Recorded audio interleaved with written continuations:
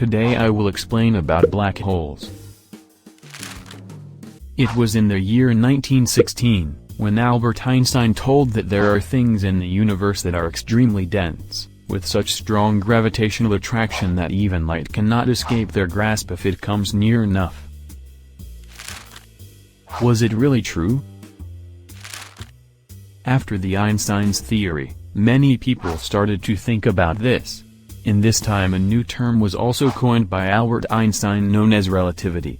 The first modern solution of general relativity that would characterize a black hole was found by Carl Schwarzschild in 1916, although its interpretation as a region of space from which nothing can escape was first published by David Finkelstein in 1958. It was also said that black holes are formed when a star dies. Now in modern times, the definition of a black hole can be stated as a region of space having a gravitational field so intense that no matter or radiation can escape. The gravity is so strong because matter has been squeezed into a tiny space. Black holes can be important too because it clears the dust and gases in spaces. The black holes which clear gases and dusts are called stellar black holes. Many theories have been made in black hole in the 21st century as well.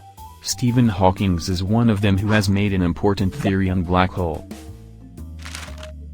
Arguments and experiments are still going on for black hole and surely more will be discovered soon. Check out my other video for the Heisenberg uncertainty principle.